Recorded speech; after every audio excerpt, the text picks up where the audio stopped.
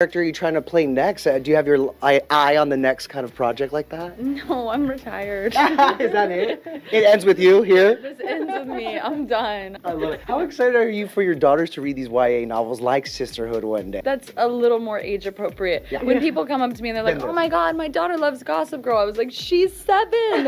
What is happening? So, you know, we got to get kids reading books. So, yeah. That's what's so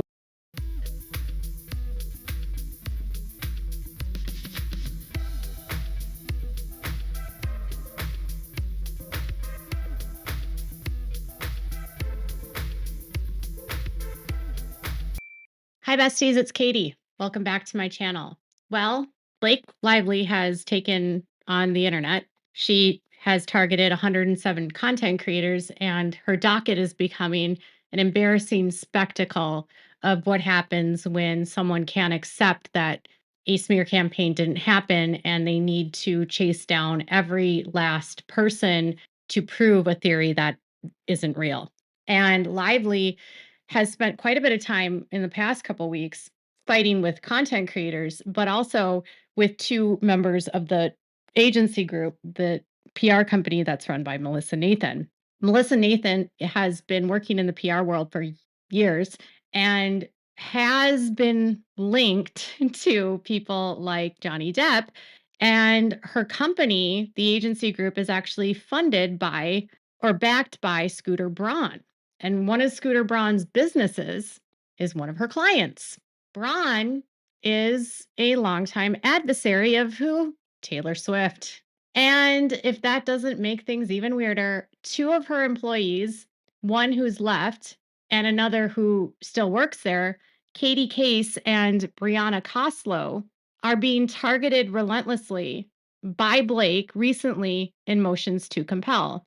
And she is claiming that the 2 of them have not been complying with discovery and that Blake is trying to get access to privileged conversations with their attorneys. And it's becoming a little bit convoluted because Jed Wallace provided some of the communications from this text thread that included Brian Friedman, though Brian is not actually in the conversation of those texts at the time and what he shared. And Brianna and Katie are being asked to break privilege and give up privileged conversations with their attorneys as they worked on litigation. And Blake's attorneys are arguing that neither one of them were suing anyone in August and in September of 24. And so therefore, their conversations with attorneys that were pre-litigation can't really be considered litigation because there was no claims to have counterclaims for. One of the things that has bothered me a lot about her targeting of these people is that Melissa Nathan, as a talent PR crisis person, she has a very low profile. You cannot find anything about her on the internet. And she doesn't post pictures. She doesn't have a social media presence. And she really is sort of in the background. And her employees are seemingly not wealthy by any means. These are women and men who likely don't make very much money, probably under $100,000 a year. And not to say that 100,000 isn't a lot. I'm just saying these are not multimillionaires.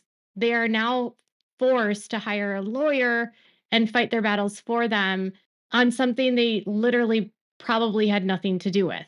And recently, one of them, Brianna, who apparently was in the comments over on TikTok on a video by Not Actually Golden, and she shared some comments about what her experience has been like being targeted by Blake Lively.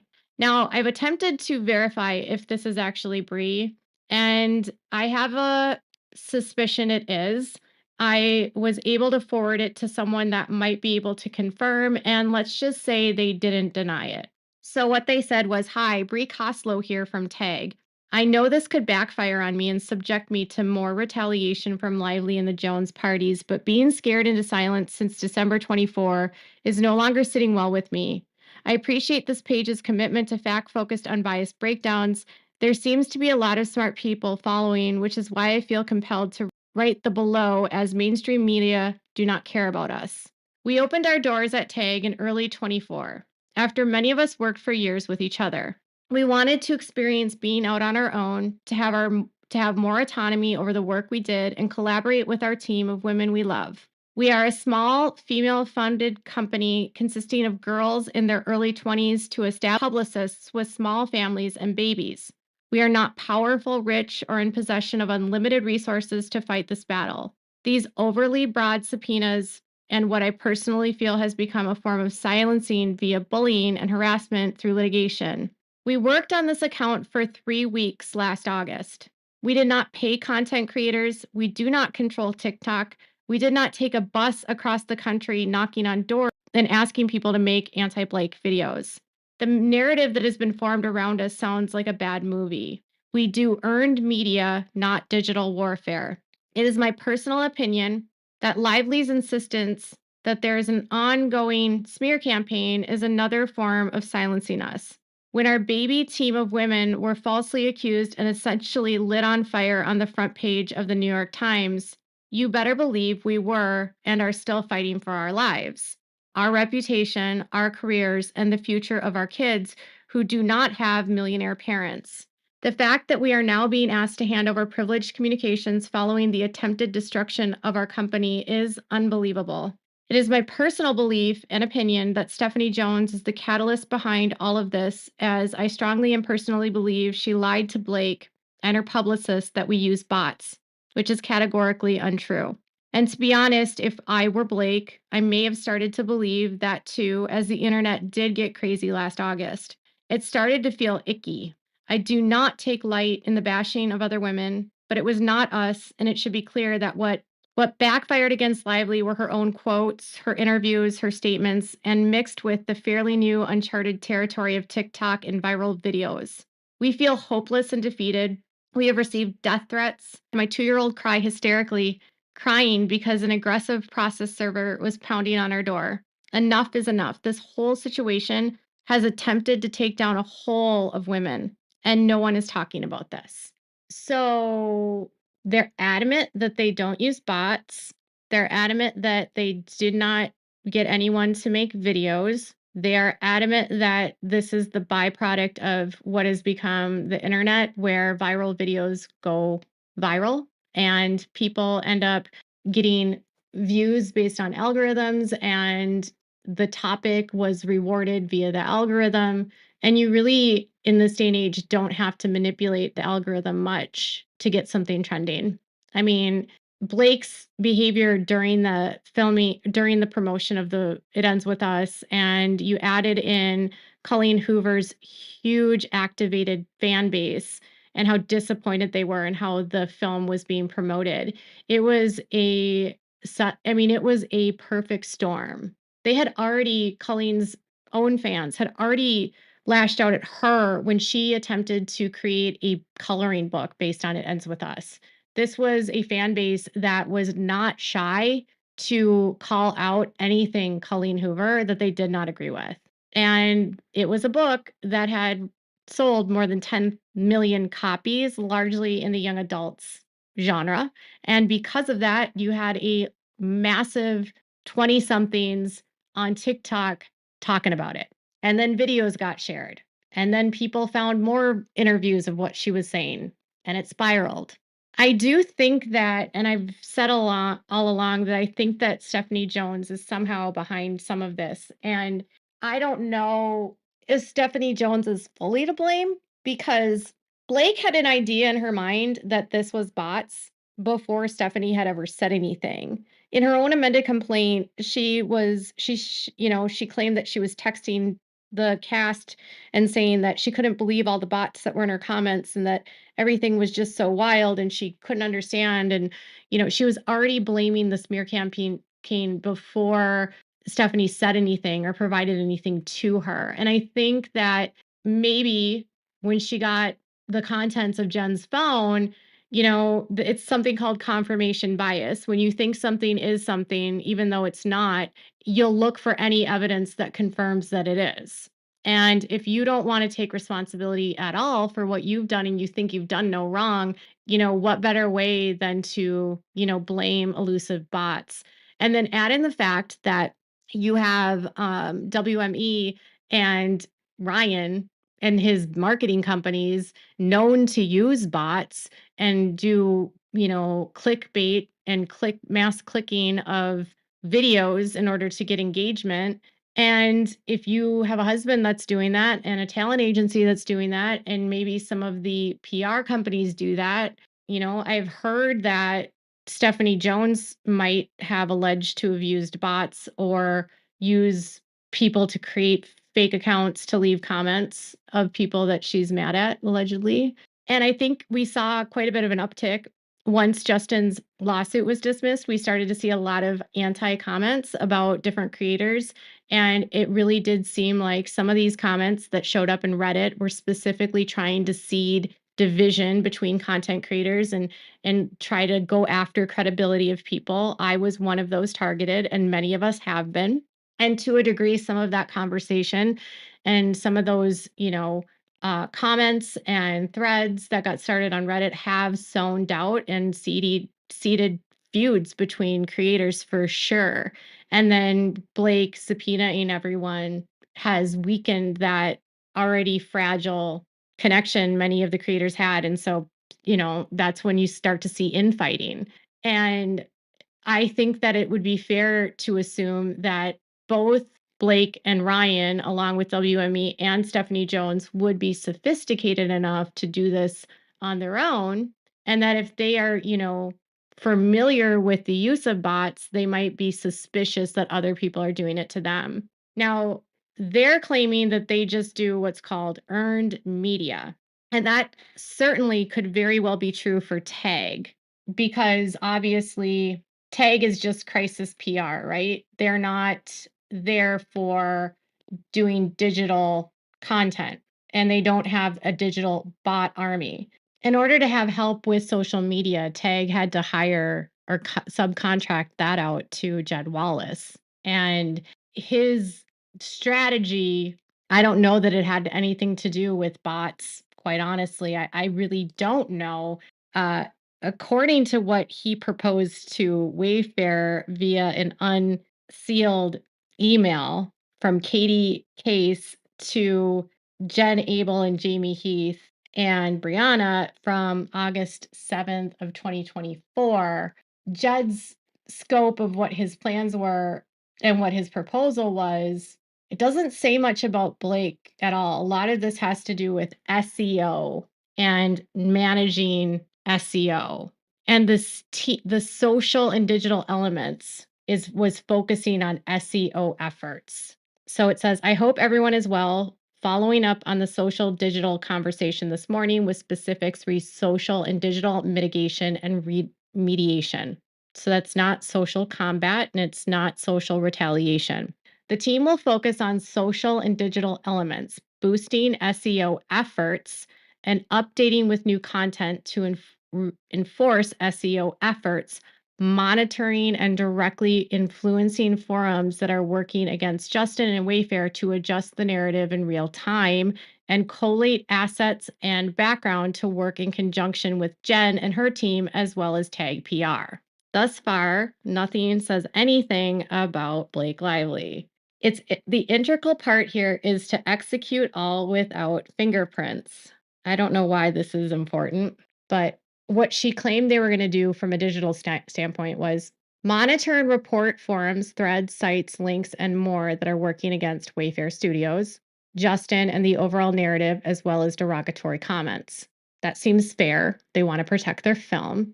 Leverage relationships with Discord, Reddit, X, IG, and TikTok, YouTube to expose behavior of Blake and other parties, both current and past, and engage directly with communities to adjust or influence the conversations taking place in real time. Exposing behavior of Blake. Interesting. Utilize CTR manipulation and contextual links to push up positive PR to change the subject matter or opinion on the first page of Google. Work to remove links that are harmful to Wayfair Studios, Justin, and the narrative alongside the appropriate teams. Disavow and report outdated or cached non-relevant links and clean up spam or negative links that are ranked within the SERPs as needed. Properly and strategically monitor damaging Reddit, subreddit, X, or Discord, including threads related to concerning opposition, and manage the narrative. This can be done with legacy admin for each platform. As part of this, expert admins will also monitor and protect peripheral elements like Wikipedia, fan pages, and more to ensure threads and narratives are handled appropriately. So I guess Jed could have made sure that people weren't adding things to Wikipedia or fan pages or, you know, making sure that the content that was added wasn't negative. CTR manipulation, that's a weird one. That's generally bots or it's manipulating the click rate, the click-through rate on a page by having mass bots click on a link so that content that is positive, it's like amplifying and boosting content inorganically. So that was for legacy media or, earned media, like articles that are written about him. I don't know if they could have done similar like that to videos and added likes. I have no idea. But CTR manipulation, that's shady. I don't really like that. And it's it's just not fair because it's manipulating the click-through rate and it's giving likes to things that aren't actually organic. So I don't know if Jed did that at all. He could have. He claims he didn't though. Actively sway the algorithm with one SEO charged hub site created and overseen by the team, taking down full Reddit and all social accounts as needed, organically engaging with audience in the right way, starting threads with theories the team approves of, and asking questions that no longer place Wayfair and Justin on the back foot, and changing the overall narrative and helping keep it on track. Now, here's the thing. He was brought in on the 8th or 9th, and he very well may not have needed to do any of this because by the time they were brought in, socials were already so anti-Blake at this point that they would not have needed to manipulate anything because by the time they were hired, this was already in full swing. The film had already premiered. She had made comments on the red carpet. She was acting a fool in interviews. She was dismantling her life all on her own. And the fans of the book were outraged. So I really don't think they needed to do any of this. The social teams are now worried about Blake activating the Taylor Swift fan base, which is a major concern. With this in mind, and to ensure Justin and the studio are 100% protected and moving forward, they are now changing the fee to $30,000 per month due to the uptick in social chatter. I do think it's a little bit shady that he increased the cost of his product and his monthly fee just because of Taylor Swift. That's a little bit unethical. But PR experts are saying that this is a pretty standard price. I still think it's a ripoff. And the fact that Jed claims he didn't do anything for them and you paid him $30,000 a month, that's the only part of it that gets to me. Like, so what did you do, Jed? If all you did was passively monitor, why didn't you just quit? Like, if you weren't working, because he claimed he had a team. He told Wayfair in emails that he had a team. And then he has an affidavit in court and says that he doesn't have a team. Like, it was just him. So did he have a team or did he not have a team? Jed still remains elusive to me. I still don't believe they ran a social media narrative because they didn't have to. It was already happening by the time they were even hired and brought in. But none of that suggests that there really was anything that was happening, no sort of smear campaign. Leverage relationships with Discord, Reddit, XIG, TikTok, and YouTube to expose behavior of Blake and other parties. They probably didn't even have to do that because honestly, it happened on its own.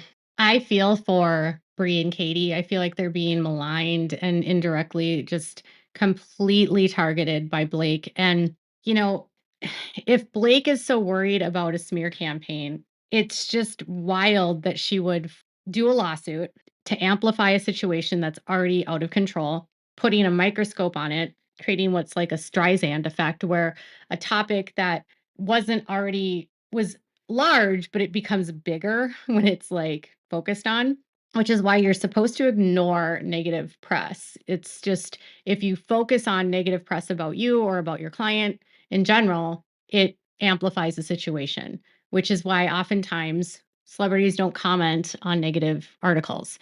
But in this case, she has created the Streisand effect now, and she's expecting this to die down, and it's only activated people even more. And she has targeted so many people and gone after so many women and is trying to destroy a female-based business. She went after almost exclusively women that were content creators outside of a couple guys, Perez and Andy, that I know of. I don't know of any other guys that were hit up by her through the content creators other than those two men. Most of them are women. And so you have to start to ask yourself, are you really for women when you are going after women? I don't know. Another woman that's in the middle of this is Isabella Ferrer, and apparently Wayfair is trying to serve her, and they're not having any luck.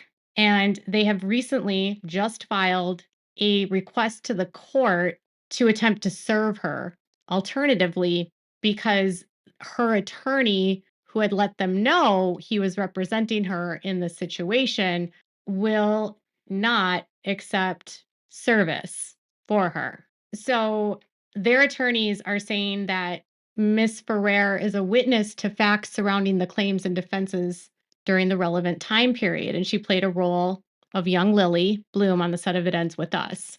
And her attorneys let them know in July that he was representing her in connection with this dispute.